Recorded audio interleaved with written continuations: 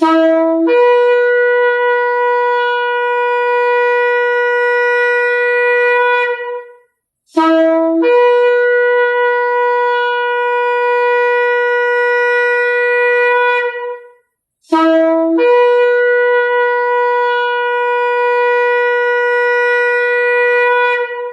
RPK yang dikasihi Tuhan dimanapun Anda berada, Shalom Beshem Yeshua HaMashiach, salam sejahtera dalam nama Yeshua HaMashiach, dalam nama Tuhan Yesus Kristus Juru Selamat kita. Selamat mengikuti siaran Tekiah, Telaah Kata Ibrani Alkitabiah bersama Gembala Benyamin Obadiah, Ketua GKMI, Gereja Kehilat Mesianik Indonesia. Tekiah adalah cara peniupan shofar seperti yang didengar tadi. Siaran Tekiah dimaksudkan untuk menggali kebenaran Alkitab dari bahasa dan masyarakat Ibrani yang menjadi persemaian tumbuhnya iman Kristiani kita yang berasal dari tanah perjanjian Israel di Timur Tengah. Saudara dapat mengajukan pertanyaan ke 0812 9912 430. Shalom Pak Ben. Shalom Wira, shalom sahabat RPK dimanapun Anda berada. Hari ini kita akan membahas kata hakotel. Dalam bahasa Ibrani dieja he, kaf, faf, tet, lamet. Dibaca hakotel, artinya the wall, tembok ratapan. Hakotel, tembok ratapan. Matius 24 ayat 1 dan 2. Sesudah itu Yesua keluar dari bait Elohim lalu pergi. Maka datanglah murid-muridnya dan menunjuk kepada bangunan-bangunan bait Elohim. Ia berkata kepada mereka, "Kamu melihat semuanya itu? Aku berkata kepadamu, sesungguhnya tidak satu batu pun di sini akan dibiarkan terletak di atas batu yang lain. Semuanya akan diruntuhkan." Yesua ada di kompleks bait suci di Yerusalem. Ketika ia keluar, murid-muridnya meminta perhatiannya pada bangunan bait suci yang megah. Ini terjadi sekitar tahun 32 Masehi. Bangunan bait suci yang dilihat Yesua di abad pertama disebut bait suci kedua oleh orang Yahudi. Bait suci kedua dibangun sejak Zerubabel dan Ezra serta sisa Yahudi lainnya kembali dari pembuangan di Babilonia pada abad 6 sebelum Masehi. Di abad pertama sebelum Masehi, saat Herodes Agung, orang Idumea atau Edom, diangkat menjadi raja boneka Romawi, kompleks bait suci direnovasi besar-besaran. Pada saat dicatat oleh Matityahu atau Matius, renovasi bukit bait suci telah berlangsung sekitar 50 tahun. Ini adalah salah satu proyek yang paling indah dan mengesankan dari dunia kuno.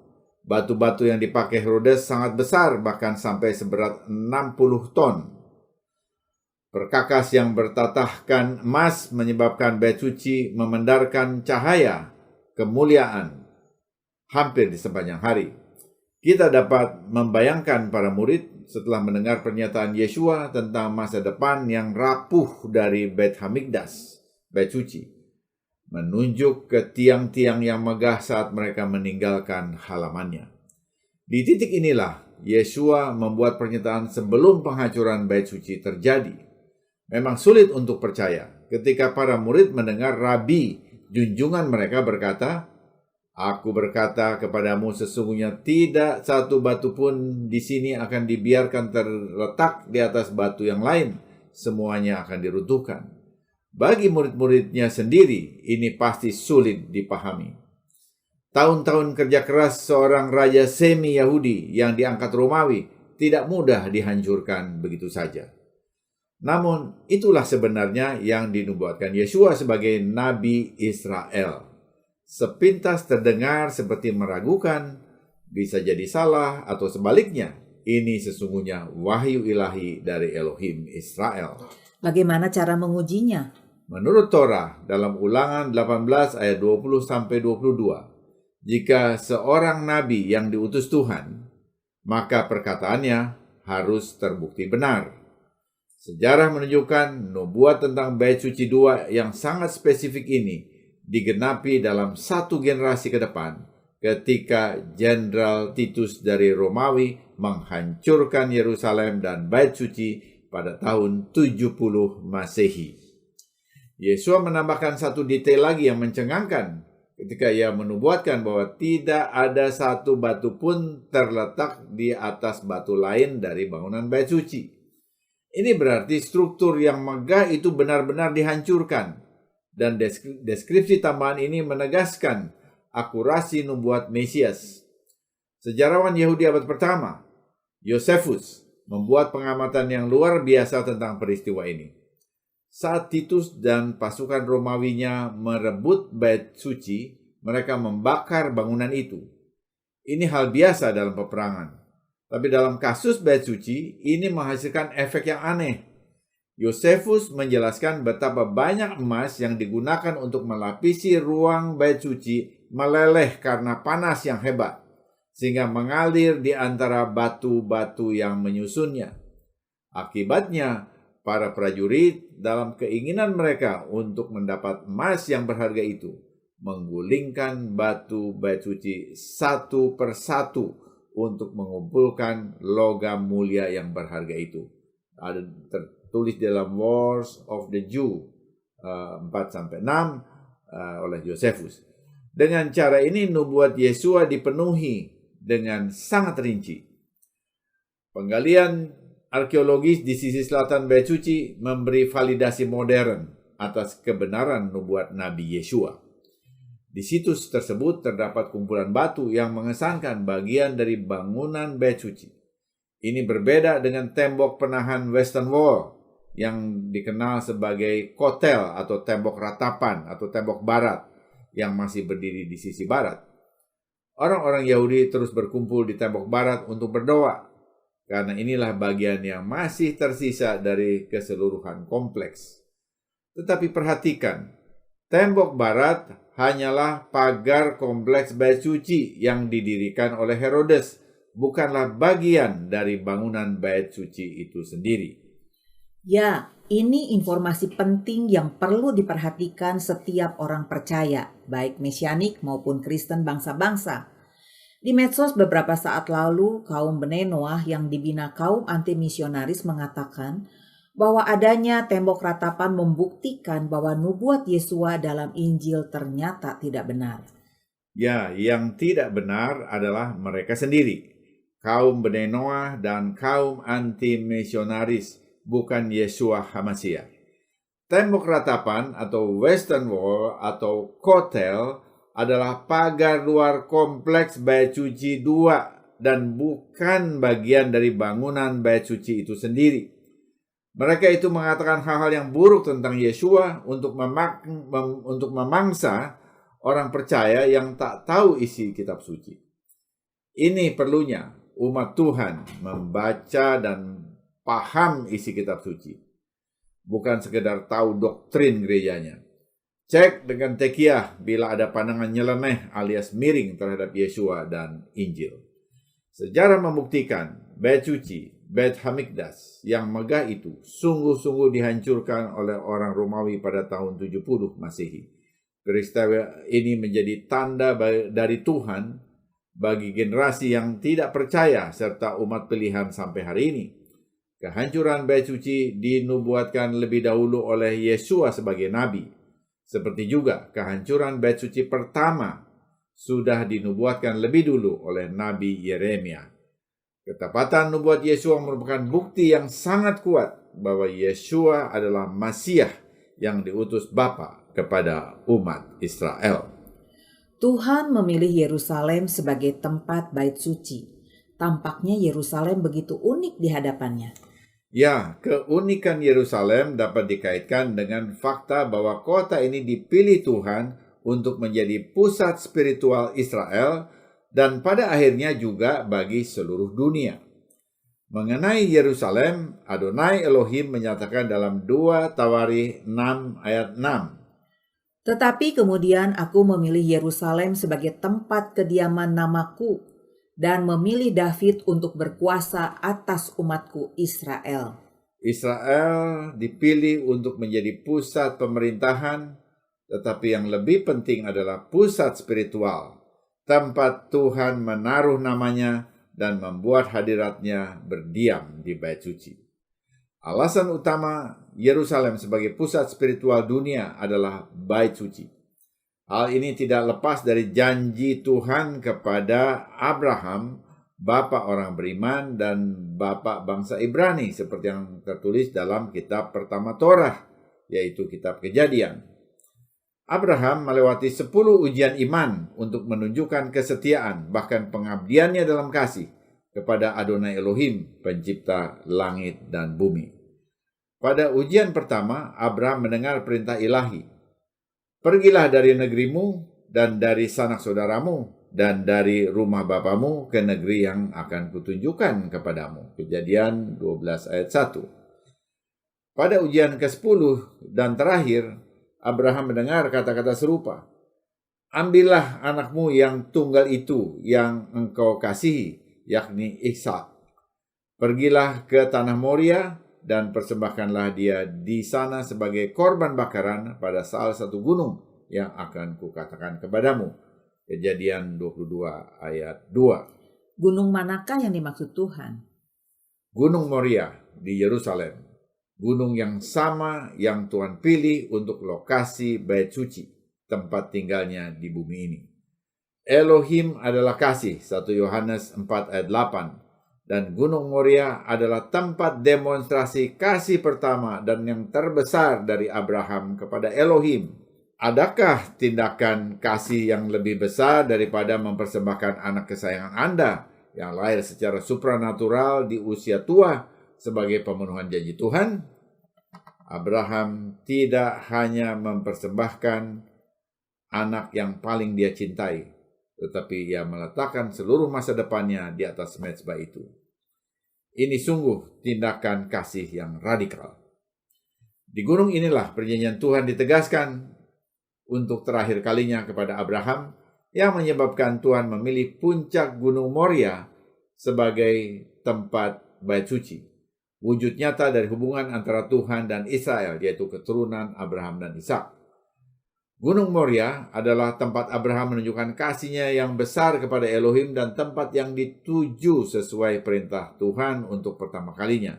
Ini merupakan tempat di mana Abraham bertemu dan membayar persepuluhan kepada Melkisedek, Raja kota Salem. Situs Gunung Moria juga penting bagi Raja David. Karena kekeliruan David saat menghitung jumlah tentaranya, Tuhan menghukum orang Israel sampai puluhan ribu mati. Tuhan mengirim Nabi Gad kepada Raja David dengan perintah untuk mendirikan mezbah di tempat pengirikan Arona. 2 Samuel 24 ayat 18. David melaksanakannya dengan membeli tempat pengirikan yang ditandai dengan bentukan semacam plato batu yang besar untuk mendirikan mezbah korban kepada Elohim. Inilah lokasi yang sama dengan tempat Abraham mempersembahkan Ishak dan tempat perjumpaan Abraham dengan Tuhan.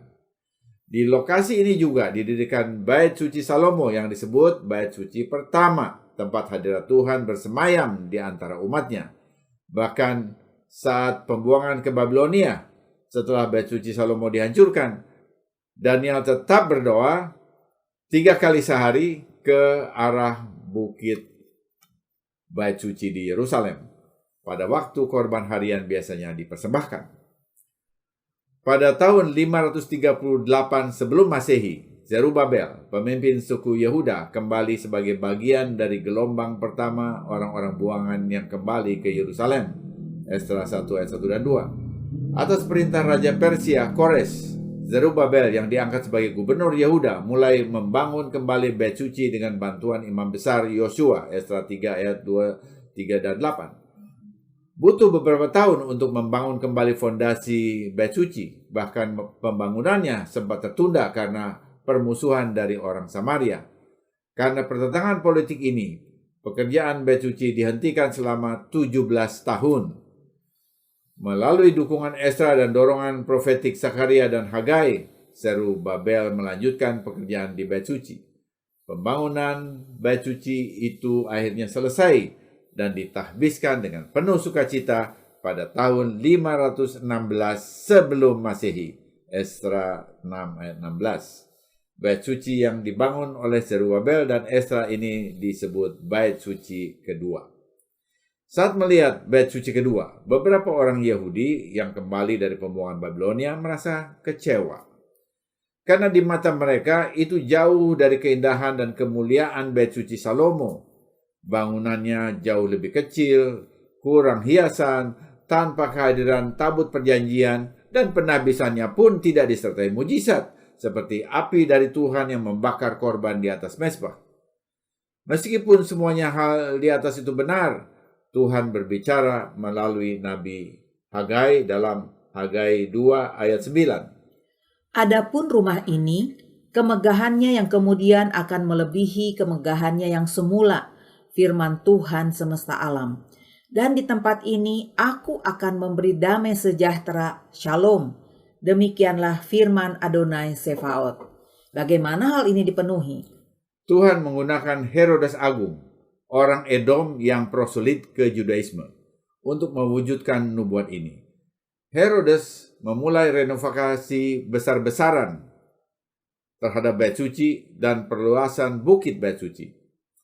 Pekerjaan di bait suci kedua adalah salah satu proyek konstruksi terbesar abad pertama sebelum Masehi. Karena sumber daya yang sangat besar yang diinvestasikan oleh Herodes, bait suci kedua menjadi salah satu keajaiban di dunia purba. Motivasi Herodes, menurut Yosefus, sejarawan Yahudi abad pertama, adalah untuk mengambil hati umat Yahudi dan mencari nama bagi dirinya sendiri.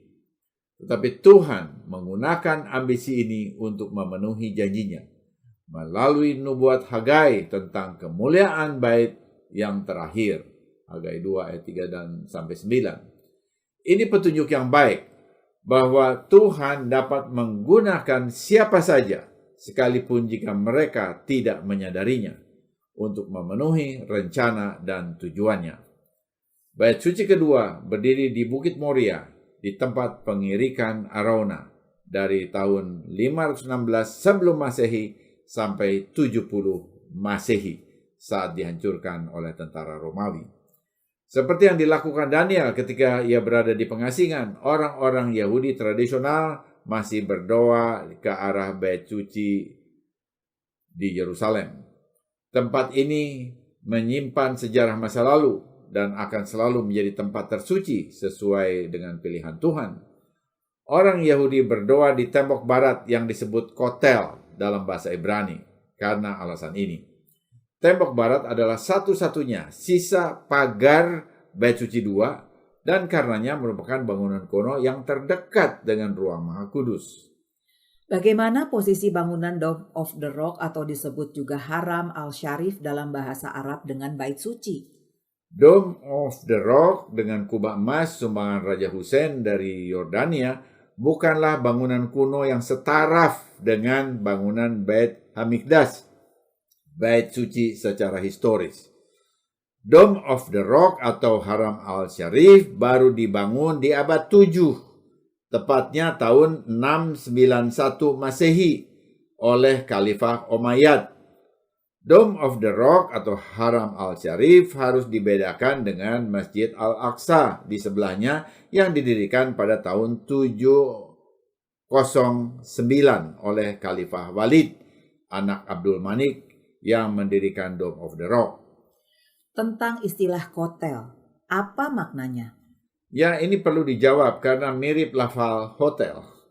Kotel berarti tembok seperti yang tertulis dalam Kidung Agung 2 ayat 9. Kemudian Sohar, sebuah komentari Torah, menjelaskan bahwa kata Ibrani kotel dapat dipecah menjadi dua bagian, ko dan tel. Suku kata ko memiliki nilai numerik 26 yang sama seperti tetragrammaton Yud-He-Waf-He yang dibaca orang Yahudi sebagai Adonai. Sedangkan tel berarti bukit. Jadi kotel dimaksudkan untuk menyatakan fakta bahwa kehadiran Tuhan akan selalu berada di bukit Tuhan, yaitu tembok barat. Tetapi mengapa Tuhan mengizinkan bait suci dihancurkan? Pemilihan lokasi bait ini terkait dengan landasan spiritualnya, yaitu kasih. Bait pertama dihancurkan karena penyembahan berhala, dan bait suci kedua dihancurkan karena kebencian tanpa alasan pada orang-orang Yahudi terhadap satu sama lain. Dengan demikian, bait suci pertama dihancurkan ketika Israel melanggar perintah pertama terbesar, yaitu kasihilah Tuhan Elohimu dengan segenap hatimu dan dengan segenap jiwamu dan dengan segenap kekuatanmu. Ulangan 6 ayat 5.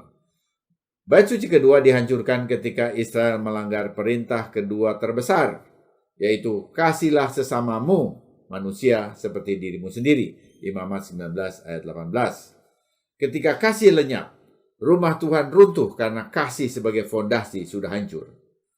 Yeshua datang mewartakan dan mewujudkan kasih Elohim.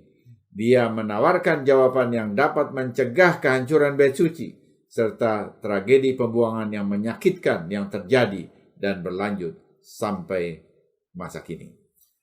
Kasih membangun, kebencian menghancurkan. Pertanyaan-pertanyaan yang kita harus ajukan kepada diri kita ketika kita merenungkan alasan penghancuran bait suci adalah, apakah kita telah belajar pelajaran kasih? Dan kepada siapa kita menyimpan kebencian dan pelanggaran dalam hati? Kebencian dan pelanggaran membangun tembok yang menghalangi kita untuk memiliki hubungan yang nyata dan bermakna dengan Tuhan dan sesama manusia. Menyimpan rasa sakit hati dan kepahitan dalam hati kita bahkan berkontribusi pada penghancuran bait suci rumah Tuhan. Sebaliknya, jika kita datang dengan kasih yang radikal, kita berperan membuka jalan bagi kembalinya Yeshua dan pemulihan bait suci di Yerusalem, tempat ibadah bagi Israel dan bangsa-bangsa. Dome of the Rock sangat penting bagi orang-orang Yahudi. Tetapi seberapa pentingkah situs ini bagi orang Kristen? Saya percaya ini adalah pertanyaan penting untuk dijawab. Setidaknya pada 3 kesempatan Yeshua meratapi Yerusalem. Yeshua bahkan menangisi kehancuran Yerusalem yang akan datang karena permusuhan dan penolakan mereka yang tanpa alasan terhadap Dia sebagai Mesias mereka. Lukas 19 ayat 41-44. Jika Yesus Sang Juru Selamat sedih atas nasib Yerusalem, bukankah kita juga harus demikian? Bukankah seharusnya kita yang menyebut diri kita sebagai murid-muridnya juga peduli terhadap Yerusalem dan orang-orang Yahudi?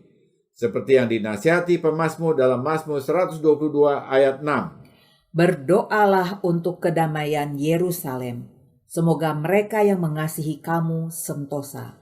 Berdoa untuk Yerusalem dan orang-orang Yahudi adalah salah satu cara untuk memberkati Israel dan mengalami janji yang melekat pada mereka. Berdoa untuk Yerusalem dan orang Yahudi menunjukkan kerinduan kita untuk melihat kerajaan Tuhan datang di bumi ini seperti di surga. Penebusan akhir dunia tergantung pada penerimaan Israel atas Yeshua sebagai Raja Mesias, seperti yang dikatakannya dalam Lukas 13 ayat 35. Karena aku berkata kepadamu, kamu tidak akan pernah melihat aku sampai kamu berkata, Baruch haba b'shem Adonai. Berbahagialah dia yang datang dalam nama Adonai. Ungkapan terhadap Yeshua, Baruch haba, adalah ungkapan sambutan Ibrani yang juga digunakan untuk menyambut mempelai pria saat ia berjalan menuju kupah dalam pernikahan Ibrani. Sampai orang Yahudi secara keseluruhan menyambut Yeshua sebagai penebus dan anak David, kerajaan mesianik tidak akan didirikan di bumi. Benar sekali. Ini perlunya kita mendoakan Yerusalem dan orang Yahudi agar hati mereka dibukakan untuk mengatakan Baruch haba b'shem Adonai. Diberkatilah dia yang datang dalam nama Adonai kepada Yeshua pada kedatangannya yang kedua. Semoga siaran ini memberkati saudara. Informasi bagi saudara. Ibadah Syabat Ibrani Mesianik disiarkan secara live streaming di YouTube setiap Sabtu jam 10 waktu Indonesia Barat. Untuk mendengar ulang semua program Tekia, kunjungi dan subscribe kanal Kehilat Mesianik di YouTube. Pak Ben, sehubungan dengan rombongan ziarah ke Israel tanggal 6-14 November 2022, apakah rombongan ini akan singgah ke hotel di kota tua Yerusalem? Ya, ini dijadwalkan pada hari ke-7. Kita akan ke Kotel dan dapat berdoa juga di sana bersama orang Yahudi, menaikkan permohonan kepada Adonai Elohim, Tuhan Abraham, Yitzhak, dan Yakov dalam nama Yeshua HaMashiach. Bukan hanya itu, kita juga akan menelusuri tunnel di bawah Kotel sepanjang 500 meter untuk melihat bukti arkeologis bagian pagar Bait Suci II original yang tertimbun di bawah permukaan tanah. Ini bukti sejarah yang tak terbantahkan. Bahkan sesungguhnya Bait Suci 1 dan 2 ada di situs ini. Dan karenanya orang Yahudi berhak berdoa di Kotel, bahkan di Dome of the Rock, seperti kesepakatan baru antara Israel dan Uni Emirat Arab. Sahabat RPK, sesudah narasi ini kita akan mendengar lagu Yerusalem Sel Sahaf, Yerusalem Kota Emas oleh Ofra Hasa. Yerusalem Kota Emas, kota perak penuh terang. Biarlah aku menjadi biola bagi semua lagu madahmu. Oh, bila aku melupakanmu. Yerusalem, kata benda jamak, menunjuk pada Yerusalem yang di bumi dan yang di sorga. Yang di bumi bernuansa emas saat matahari terbenam. Yang turun dari surga, jalan-jalannya dari emas. Kita menuju ke sana, dipandu oleh Yeshua HaMashiach. Amin. Tiba saatnya saya Penatua Ira Obadiah dan Gembala Benyamin Obadiah mohon diri dari ruang dengar saudara. Sampai jumpa pada siaran mendatang. Yeshua keselamatanku, Torah kesukaanku, menuju kepenuhan bangsa-bangsa. Shalom, shalom. Avir harim צלול לקיים וריח אורנים נישא ברוח ארבעים עם כל פעמונים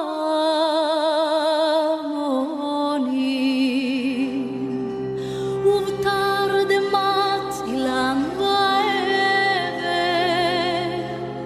שבויה בחלומה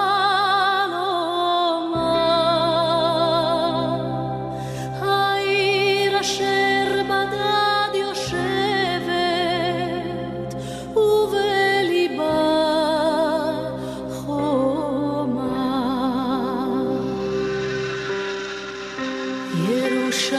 ירושלים של זהב ושל נחושת ושל הלא לכל שירייך אני כינור ירושלים של זהב ושל נחושת ושל אור הלא לכל שירייך אני